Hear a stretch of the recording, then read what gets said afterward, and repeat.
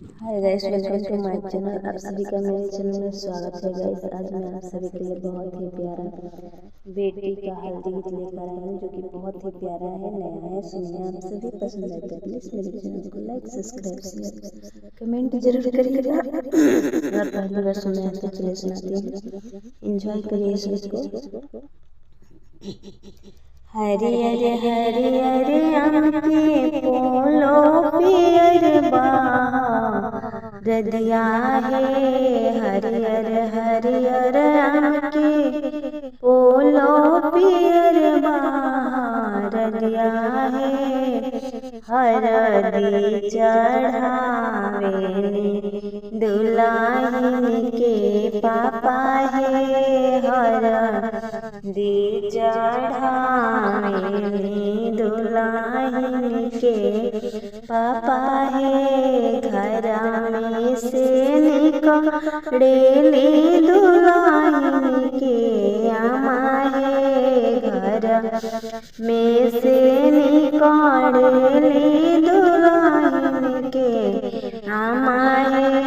अपन बहिना प्रभु जी हजामा के देती है, अपन बहिना प्रभु जी बहिन हजामा के देती है।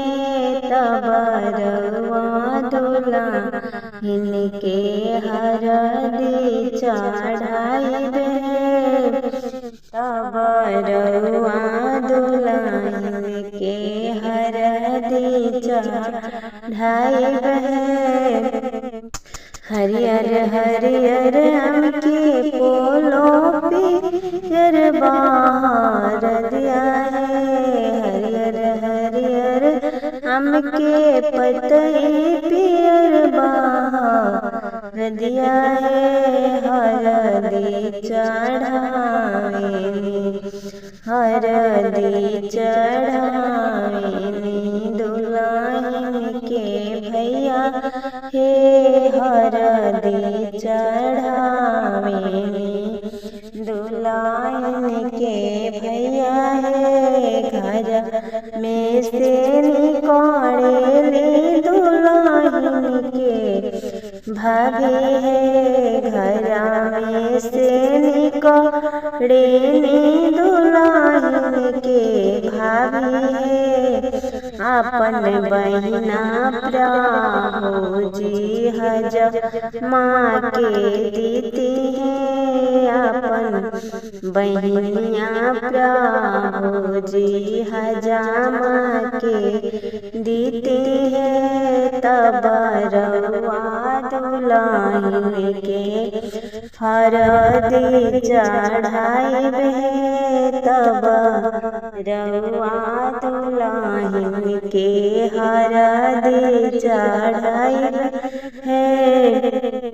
हरियर हरियर आम के पोलो पियर रदिया है, हरियर हरियर आम के पतई पियर रदिया है।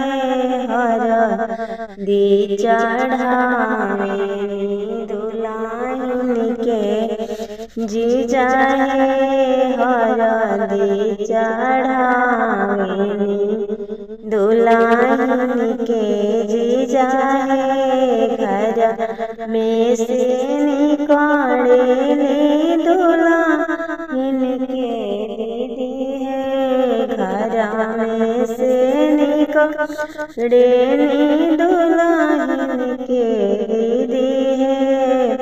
अपन बहिना प्रभु जी पंडित जी के देते हैं, अपन बहिना प्रभु जी पंडित जी के देते हैं। तब रवा दुल्हन के हरदी चढ़ाइबे, तब रवा दुल्हन के हरदी चढ़ाइबे। चढ़ाई बहे हरियर हरियर पान के पाता पियर बाहर दिया है हरियर हरियर आम के पतई पियर बाहर दिया है हरदी चढ़ाएनी दुल्हन के चाचा है